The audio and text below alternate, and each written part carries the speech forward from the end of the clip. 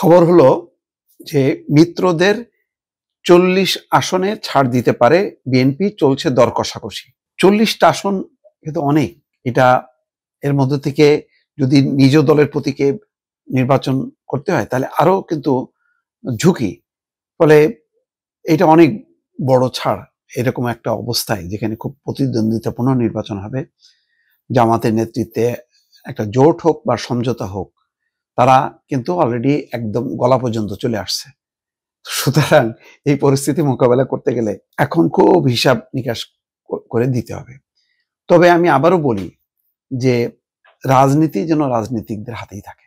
সেই কথার বিপরীতে আমি বলবো যে দেশের বৃহত্তম রাজনৈতিক দল 237টা আসনে দিছে। এখন সবার নজর হচ্ছে ওই বাকি 63টা, তার মধ্যে 40টা যদি হয়, যদি ধরেই নিই 40টা, তাহলে 23টা থাকবে। এই 23টা যেন খুব বাছাই করে দলের ত্যাগী নেতাদের দেওয়া হয়। বিশেষ করে কয়েকজনের ব্যাপারে আমার খারাপও লাগছে। শামসুজ্জামান দুদু এখনো কনফার্ম হয়নি, নাজিম উদ্দিন আলম কনফার্ম হয়নি, সুলতান সালাউদ্দিন টুকু তিনিও কনফার্ম হননি। এরকম আরো বেশ কিছু নেতা আছে। এস.এম. জাহাঙ্গীর হোসেন উত্তরা সেই নির্বাচনী এলাকা, সেখানেও এখনো কিন্তু তার নামটা ঘোষণা করা হয়নি। অথচ তারা শুধু আন্দোলন সংগ্রাম না, গত 1 বছর ধরে নির্বাচনের জন্য তারা ব্যাপকভাবে কাজ করছে।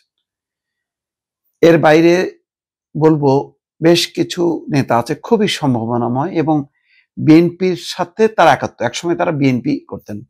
তেমন সাদাত হোসেন সেলিমের কথা বলতে পারি, এলডিপির চেয়ারম্যান, লক্ষ্মীপুর 1 রামগঞ্জ, সেই জায়গাটা এখনো ফাঁকা রাখা হয়েছে, হয়তো শরিকদেরকে দেওয়া হবে সেই বিবেচনা থেকে। কিন্তু এখনো পর্যন্ত যেহেতু কনফার্ম করা হচ্ছে না, বাকিদেরকে কনফার্ম করা হয়েছে, শরিকরাও তো নামবে।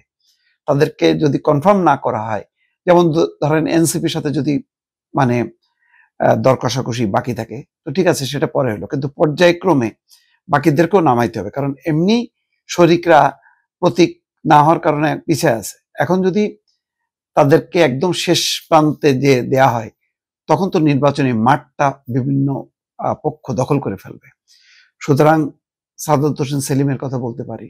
অবশ্যই মনে করি যে এনসিপির সাথে যদি হয় তাহলে নাহিদ ইসলাম, মাহমুদুর রহমান মান্না, জুনায়েদ সাকি, নুরুল হক নূর, এদের ব্যাপারটা কনফার্ম করতে হবে এবং পর্যায়ক্রমে একসঙ্গে তো আর সব ফয়সালা করা যাবে না। দ্রুত ফয়সালা করে তাদেরকেও নির্বাচনের মাঠে যত বেশি নামাতে পারবে এবং 237টার বদলে যখন আসন সংখ্যাটা আরো কনফার্ম করা হবে, তত বেশি কিন্তু নির্বাচনী আবহাওয়াটা তৈরি হবে। এখন এমনি মনে হচ্ছে যে জামাত তো চুপচাপই আছে, তারা বোধহয় গণভোট, জুলাই সনদ নিয়ে ব্যস্ত আছে। না, তারা বহু আগের থেকেই তাদের কর্মীরা কিন্তু নেমে গেছে। এই খবর বিএনপির কাছে সবচেয়ে ভালো আছে।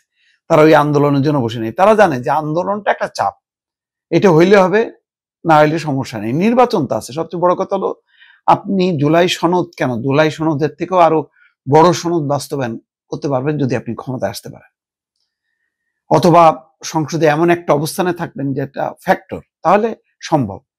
এখন অনেক কিছু বাস্তবায়ন করলেন কিন্তু সংসদে আপনি নাই, তা লাভ হইল না। তো সেই কারণে জামাত এটা জানে, জামাত এই জন্য নেমে পড়ছে।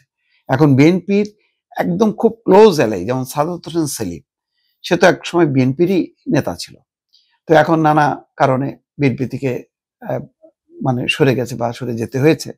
এখন সেই 20 দলীয় জোট থেকে শুরু করে এই পর্যন্ত কখনোই সাদাত হোসেন সেলিম অন্য কোনো বলয়ে যায়নি, বিএনপির সাথেই থেকেছে। ফলে তার ব্যাপারে তো কোনো সংশয় নেই, তার ব্যাপারটা কনফার্ম করা। তারপরে মাহমুদুর রহমান মান্না, জুনায়েদ সাকি, এই নেতাদেরকে যত বেশি সামনে নিয়ে আসা হয়, যেমন আমি বলি যে মুগ্ধর ভাই স্নিগ্ধকে আনা হয়েছে। আজকে দেখলাম বৈষম্য বিরোধী ছাত্র আন্দোলন রিফাত, তার নেতৃত্বে তারা প্রয়াত প্রেসিডেন্ট জিয়াউর রহমানের মাজারে শ্রদ্ধা নিবেদন করছে। তার এই শক্তির সাথে বিএনপির একটা নৈকট্য তৈরি হয়েছে।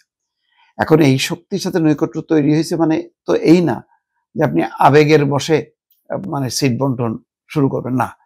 যারা রাজনীতি করছে, রাজনীতিকদের হাতেই নির্বাচনী এলাকা দিতে হবে।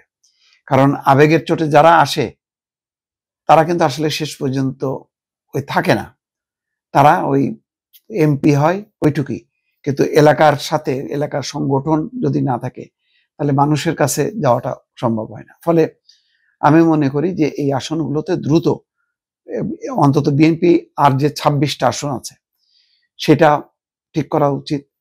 কিছু নমিনেশন ব্যাপারে আবার পুনর্মূল্যায়ন করা উচিত। ইতিমধ্যে বিএনপি 13 পেয়েছে, যে মানে কোনো কোনো জায়গায়, আমি বলবো যে ম্যাসিভ না, অন্তত 8-10টা জায়গায় পরিবর্তন করে দ্রুত নামা উচিত।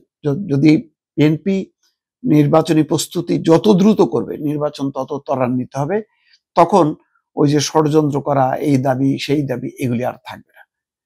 সুতরাং কালক্ষেপণের আমার ধারণা যে সময় নেই, এবং বিএনপি হয়তো সেই দ্রুত বেগে সেই কাজগুলি করছে, যার জন্যই প্রতিদিনই তারা মানে কোন কোন আসন দেয়া যেতে পারে খুব হিসাব করে করে, এবং তা নিয়ে দর কষাকষি চলছে।